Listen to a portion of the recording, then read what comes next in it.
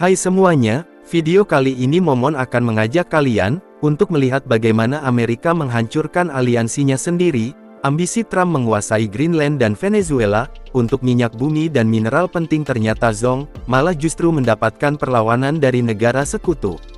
Namun, sebelum kita lanjut, bolehkah Momon meminta sedikit bantuannya, untuk menekan tombol subscribe dan like video ini?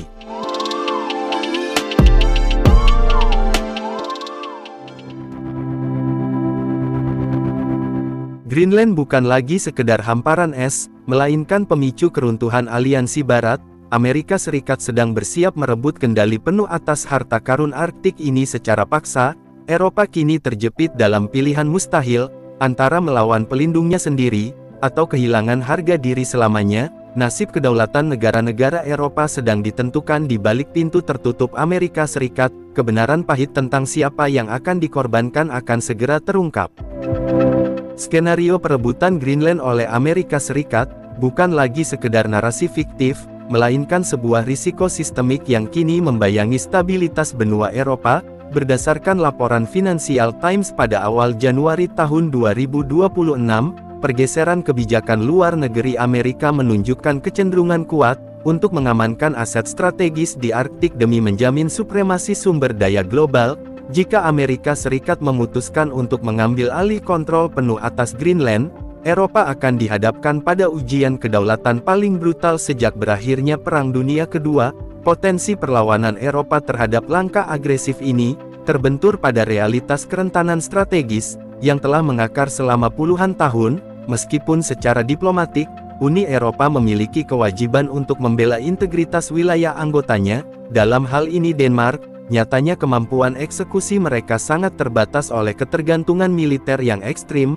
Analisis risiko seringkali melihat hubungan ini seperti sebuah kontrak keamanan, di mana Eropa tidak memiliki daya tawar yang cukup kuat untuk menentang sang penyedia jasa utama. Resiko kehilangan dukungan pertahanan dari Amerika Serikat menjadi beban mental yang sangat berat bagi para pemimpin di Brussels dalam menentukan langkah perlawanan yang nyata.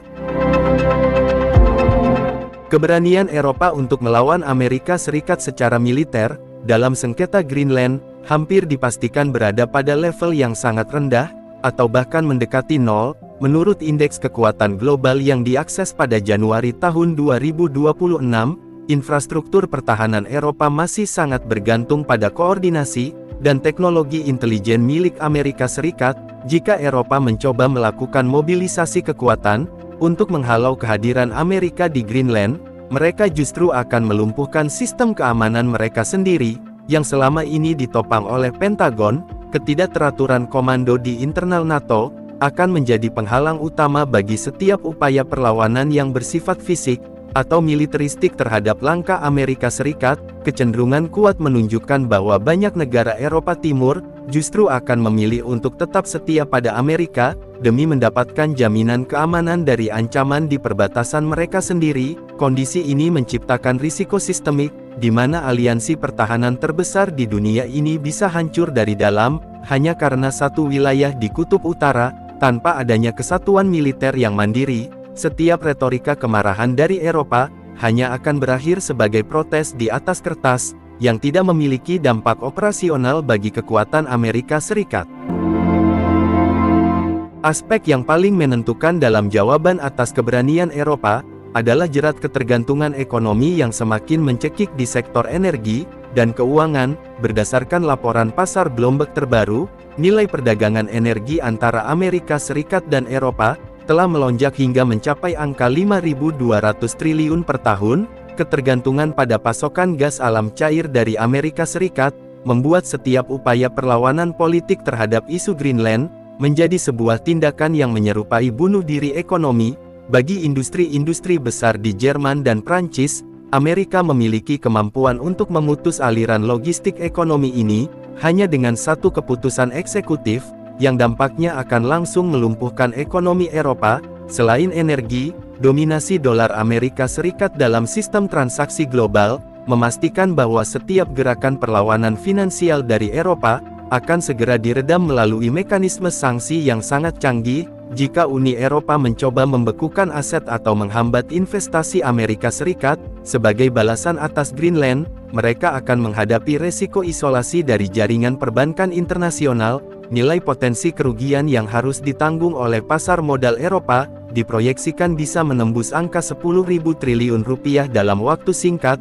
Jika eskalasi ini terus berlanjut, kenyataan finansial yang sangat pahit ini membuat para pengambil kebijakan di Eropa cenderung memilih jalur kompromi daripada konfrontasi terbuka, yang beresiko menghancurkan kemakmuran domestik mereka.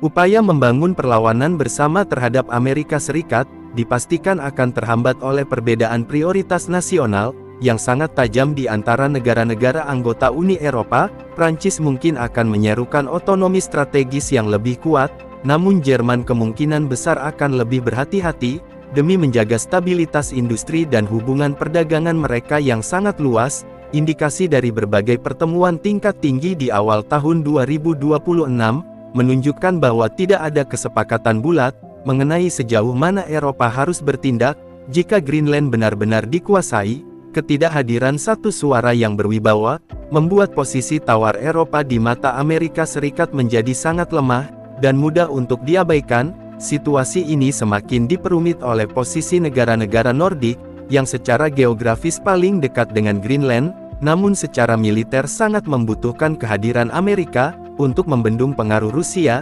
Negara-negara ini menghadapi kerentanan strategis, di mana mereka harus memilih antara solidaritas regional dengan Denmark, atau kepastian perlindungan nuklir dari Washington. Kecenderungan yang ada menunjukkan bahwa sebagian besar dari mereka akan memilih untuk bersikap pragmatis, dengan menerima kehadiran Amerika Serikat di Greenland, sebagai sebuah keniscayaan yang pahit, tanpa dukungan dari negara-negara tetangga terdekatnya sendiri. Berlawanan dari pusat kekuasaan di Brussel terhadap langkah Amerika Serikat, hanya akan menjadi suara kosong yang tidak memiliki kekuatan politik yang nyata.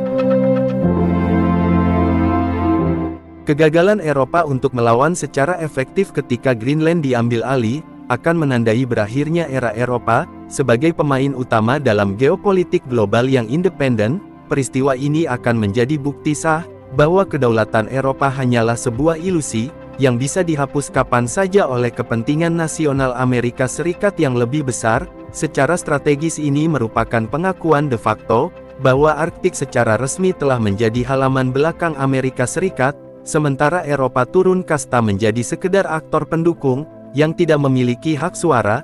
Dampak psikologis dari kekalahan diplomatik ini, akan melemahkan posisi tawar Eropa di hadapan kekuatan besar lainnya, seperti Cina dan Rusia di masa depan. Proyeksi masa depan menunjukkan bahwa dunia akan semakin terpolarisasi menjadi dua pulau besar, di mana Eropa akan dipaksa untuk sepenuhnya tunduk pada komando Amerika tanpa syarat.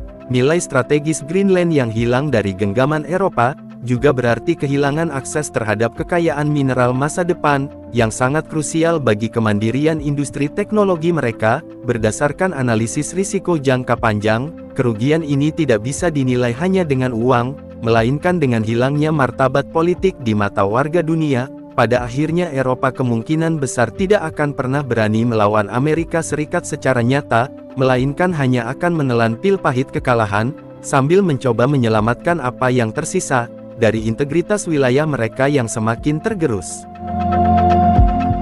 Rencana 100 miliar dolar Amerika Serikat baru saja hancur berantakan di tangan raksasa minyak dunia. Donald Trump mengira dia memegang kendali, namun para bos korporasi justru memilih untuk berbalik arah. Ada kenyataan pahit di Venezuela yang jauh lebih mengerikan daripada sekedar sanksi ekonomi. Rahasia besar di balik penolakan Exxon dan Chevron ini akan mengungkap betapa rapuhnya ambisi Amerika Serikat di halaman belakangnya sendiri. Rencana ambisius Donald Trump untuk menyuntikkan dana sebesar 100 miliar dolar Amerika Serikat, atau sekitar 1,6 triliun rupiah ke sektor minyak Venezuela, menghadapi tembok besar dari para pelaku industri. Bagi Washington, langkah ini dipandang sebagai solusi strategis untuk mengembalikan kejayaan cadangan minyak raksasa yang selama ini terisolasi dari pasar global. Amerika Serikat memandang kendali atas sumber daya di halaman belakang mereka sendiri. sebagai sebuah keuntungan ganda yang mampu menekan harga energi, sekaligus menata ulang peta kekuatan regional.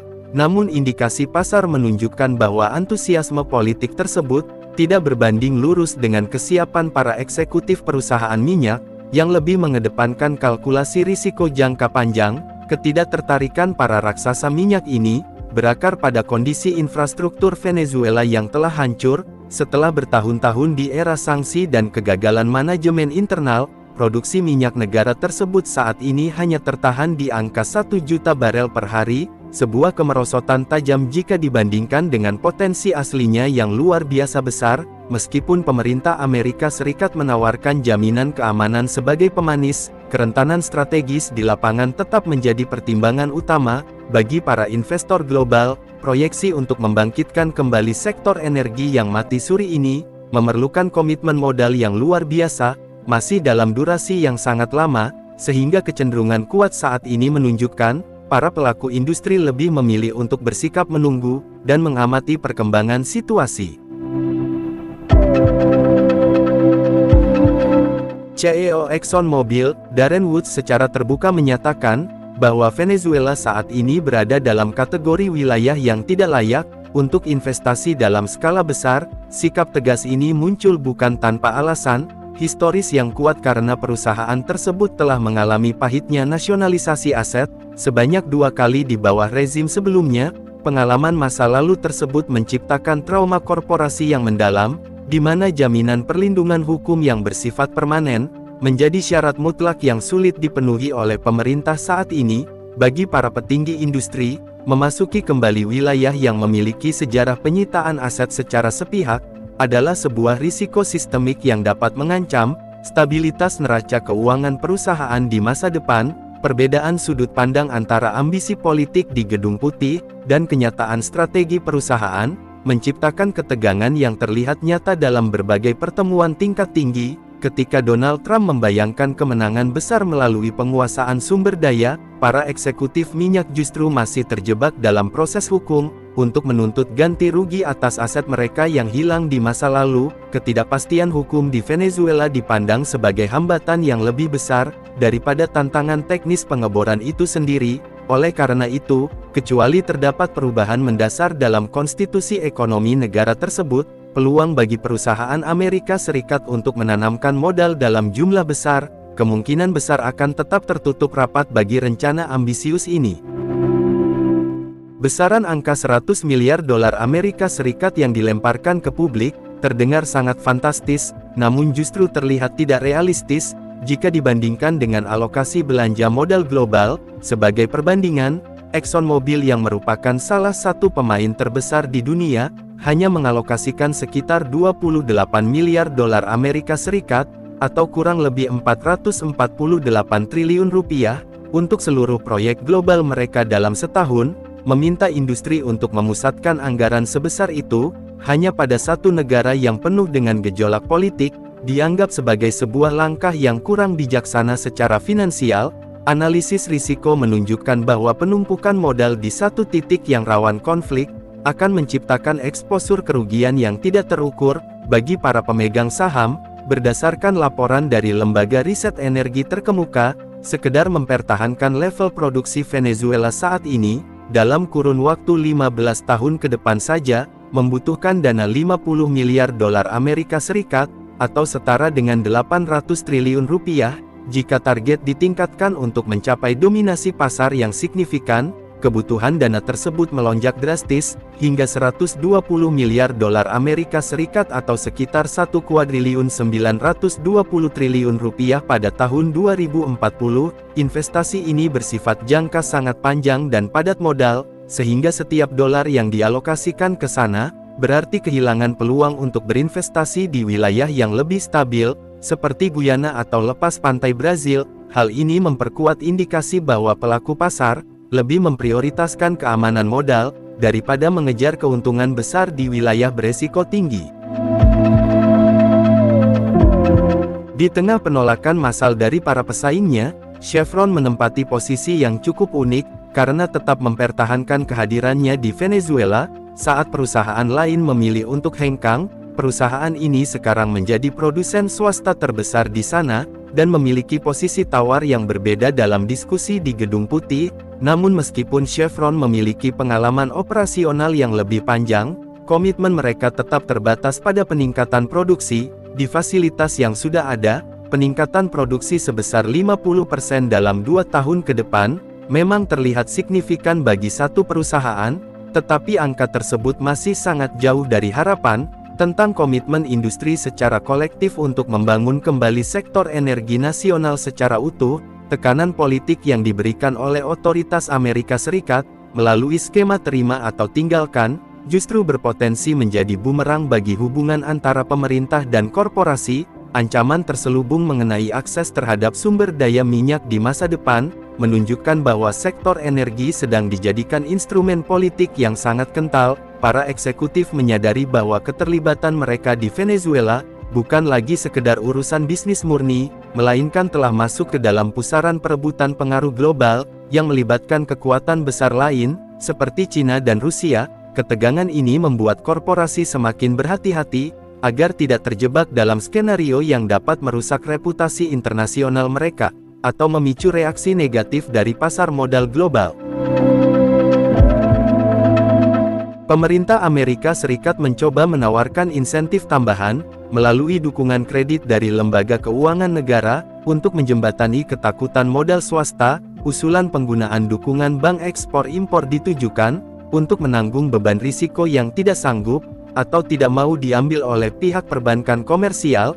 Namun pendekatan ini tetap menyisakan pertanyaan besar, mengenai bentuk nyata dari jaminan keamanan yang dijanjikan, di lapangan perlindungan fisik dan kepastian hukum bagi investor, di tengah lingkungan yang baru saja mengalami pergeseran kekuasaan yang drastis, masih bersifat sangat abstrak dan belum teruji, secara konkret dalam praktik bisnis internasional, yang sebenarnya pada akhirnya kegagalan rencana besar ini, mengungkap adanya jurang pemisah yang lebar, antara visi politik simbolis, dengan realitas keras industri minyak bumi. Angka $100 miliar mungkin terdengar hebat, sebagai pernyataan kekuatan di depan media, namun pernyataan politik tersebut tidak memiliki kemampuan, untuk menggerakkan mesin pengeboran tanpa adanya rasa aman bagi investor. Perusahaan minyak besar telah memberikan sinyal jelas, bahwa tekanan dari otoritas manapun tidak akan mampu, menggantikan fundamental ekonomi yang sehat, dan lingkungan investasi yang dapat diprediksi selama stabilitas politik,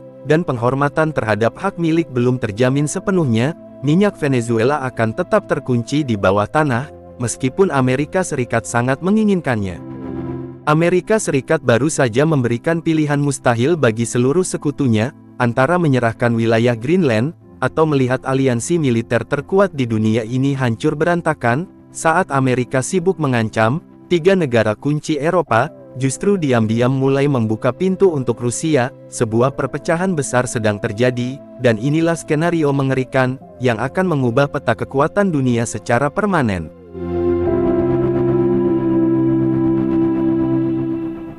Ambisi besar Donald Trump untuk menguasai wilayah Greenland, telah memicu gelombang kejut, yang mengguncang stabilitas organisasi pertahanan Atlantik Utara secara fundamental.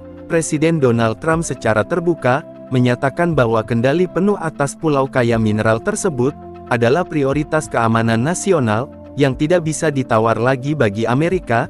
Sikap keras ini tidak hanya sekedar retorika politik, melainkan sebuah manuver strategis, yang mempertaruhkan keutuhan kemitraan transatlantik, yang telah terjaga selama puluhan tahun. Ancaman pengenaan tarif dagang terhadap negara-negara, yang menolak mendukung rencana Donald Trump, telah mendorong para sekutu tradisional dalam posisi yang sangat sulit, antara kedaulatan wilayah dan stabilitas ekonomi. Reaksi keras muncul dari Copenhagen, di mana pemerintah Denmark menegaskan bahwa kedaulatan atas Greenland, bersifat absolut dan tidak untuk diperjualbelikan. Peringatan serius telah dilayangkan, bahwa setiap upaya paksa dari pihak Amerika Serikat, akan menjadi lonceng kematian, bagi eksistensi aliansi militer lintas samudra tersebut. Ketegangan ini menciptakan kekosongan kepemimpinan yang berbahaya, di mana kepentingan nasional Amerika Serikat, kini tampak berjalan berseberangan dengan nilai-nilai kolektif, yang selama ini menjadi perekat aliansi. Fenomena ini bukan lagi sekedar perselisihan diplomatik biasa, melainkan sebuah risiko sistemik yang mengancam akan memecah blok Barat menjadi kelompok-kelompok yang saling curiga dan tidak lagi sejalan.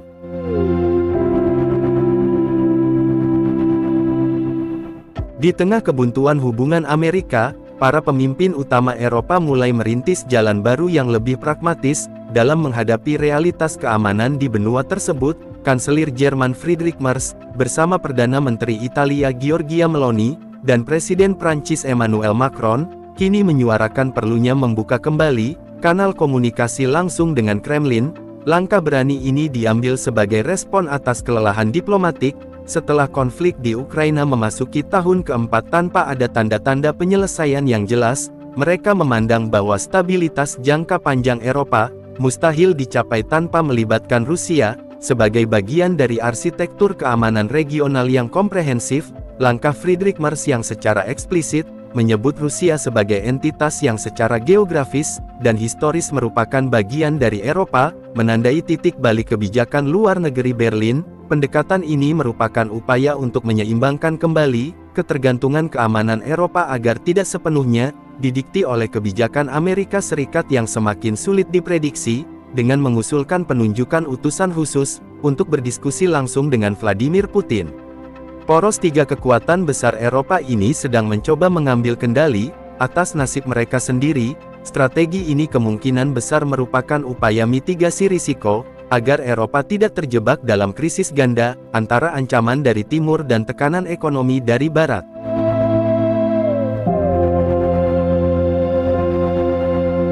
Pemanfaatan instrumen tarif sebagai alat penekan politik oleh Donald Trump telah menimbulkan kekhawatiran besar mengenai masa depan perdagangan bebas di antara negara-negara maju. Donald Trump mengisyaratkan kesiapannya untuk mengenakan pajak impor tambahan yang sangat besar bagi negara manapun yang menghalangi ambisi Amerika Serikat di wilayah Arktik.